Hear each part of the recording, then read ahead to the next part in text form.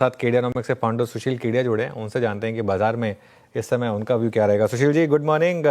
बताइए क्या कर रहे हैं इस समय मार्केट में, क्या व्यू रहेगा आपका? जो अपनी पिछले मंगलवार बात हुई उससे कुछ ज्यादा बड़ा परिवर्तन नहीं आ पाया अनुज। देखिए, संक्षेप में मैं पहले ग्लोबल मार्केट्स का आपको राउंड अप दे दूं। डॉलर इंडेक्स ने लगातार 4 दिन बढ़त ली। यूएस 10 ईयर बॉन्ड यील्ड जो है, कोई उस पर बात नहीं कर रहा, वो लगातार रफ्तार से ऊपर बढ़ रही है। और वॉलेटिलिटी इंडेक्स भी बीच बीच में कल जैसे जोर से गैप अप खुल गया, वो उछलने को तैयार है। क्रूड घट नहीं रहा है, तो क्रूड जो जो 64 के नीचे नहीं जा रहा है। और हमने एक बार सोच लिया कि सारा जियो पॉलिटिक्स खत्म हो गया, जियो पॉलिटिक्स में सेमी कोलन लगा है, फुल स्टॉप नहीं लगा है अभी तक। और अब बचती है बिटकॉइन, जो रिस्क ऑफ रिस्कॉन को बताया, तो बिटकॉइन ने भी बिल्कुल चार्ट ने पांव नीचे की तरफ छोड़ दिए। नेस्डेक एसएनपी गिरने को तैयार है, अभी तक गिरना शुरू नहीं, कोई परिवर्तन वहां नहीं आया। अब हमारे मार्केट में अगर हम लौटे, आज अगर मैं पीसीआर से एक रिक्वेस्ट करूं कि तब तक जब तक हमारी बात हो रही है स्क्रीन पे चार्ट को लोड करे, कोटक महिंद्रा की चार्ट खुली हुई है, तो देखिए अगर बैंक निफ्टी में एक कोटक महिंद्रा ने आज बेतहाशा 4% का राइज दे के बैंक निफ्टी को संभाल लिया, और बैंक निफ्टी एक बार 58,000 हो सकती है, फिर वापस 55 हो जाएगी, जो बात अपनी पिछली बार हो गई थी।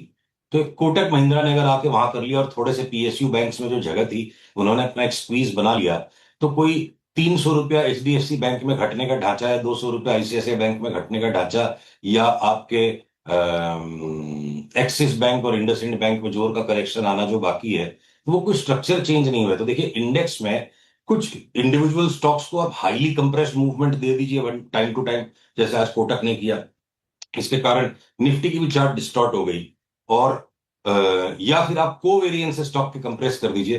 तो ज्यादातर समय जो माना गया है कि इंडेक्स मार्केट का सूचक है, आप ये मान के चलो कि बाजार इतने बड़े हो गए हैं। और आपने कितनी बढ़िया स्टोरी जेन स्ट्रीट पे की, कितना कंस्ट्रक्टिव प्रेशर आपने पूरे सिस्टम पे लगाया उस मैनिपुलेशन को पकड़ने के लिए। तो एक जग जाहिर बात है कि मैनिपुलेशन हमारे जीवन का हिस्सा है, हम उसे कभी पकड़ पाएंगे कभी नहीं पकड़ पाएंगे।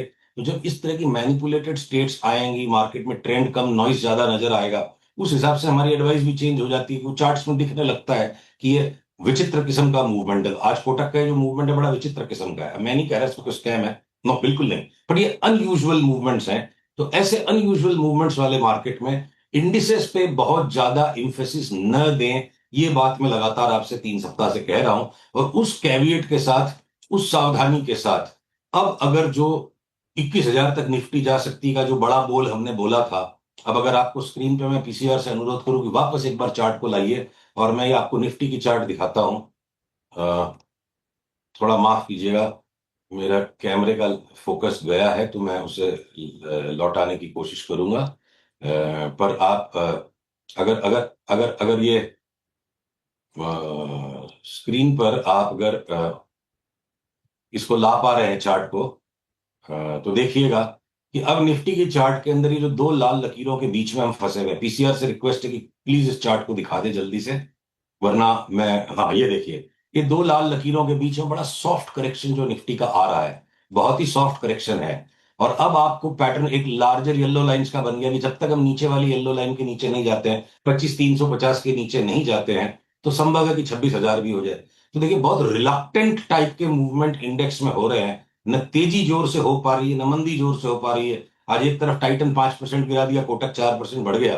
तो इंडेक्स के गेम्स बड़े अलग हैं।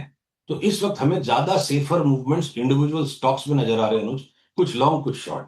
और साथ में हेजिटेशन है कि लॉन्ग्स को ज्यादा अग्रेसिवली नहीं कर रहे हैं, क्योंकि ग्लोबल मार्केट्स की बहुत ही खूंखार किस्म की चार्ट्स को इग्नोर नहीं कर पा रहे हो। जब तक ग्लोबल मार्केट्स में जोर से नीचे का झाड़ शुरू नहीं हो रहा है, तो नहीं हो रहा है, पर उसको इग्नोर तो नहीं कर सकते कि भाई किसी भी टाइम पर ग्लोबल मार्केट से बहुत बड़ा संकट आ सकता है।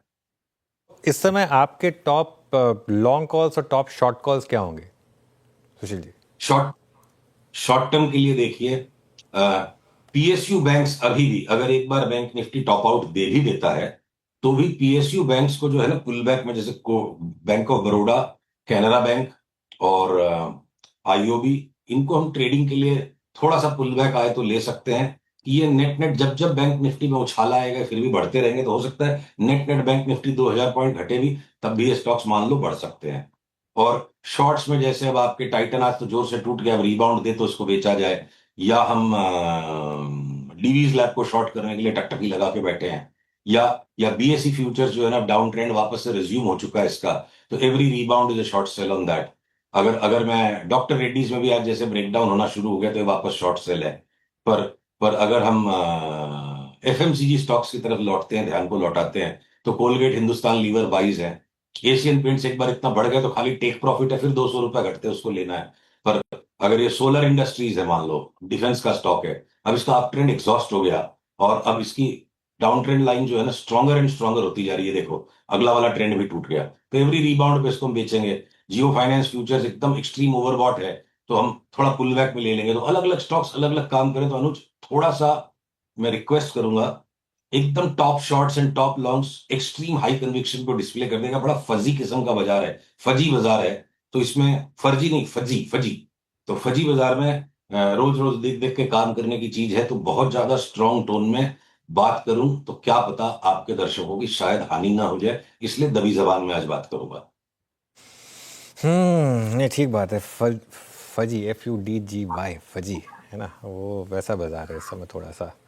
आ, कोई एक पर्टिकुलर रॉकेट कॉल है क्या आपके पास आज? कुछ अच्छा लग रहा हो, जो एकदम लग रहा हो कि तैयार है, एकदम बस लॉन्च होने वाला है? नहीं तो ऐसे है, देखो एकदम लॉन्च होने वाले तो देखो हो जाते हैं। अपनी अपनी तो इच्छा रहती है कि रातों रात अरबपति बन जाए, पर वो इच्छा किसी की पूरी हुई नहीं है ना आज तक। तो उस तरह के कॉल्स को मतलब एक्सपेक्ट करना और उस तरह के कॉल्स को जनरेट करना, ये दोनों ही शायद अति अति है। बन गई कोई चीज, बन गई। तो देखिए रॉकेट तो जो चलते हैं लंबी दूर तक, थोड़ा लंबा समय लेके चलते हैं।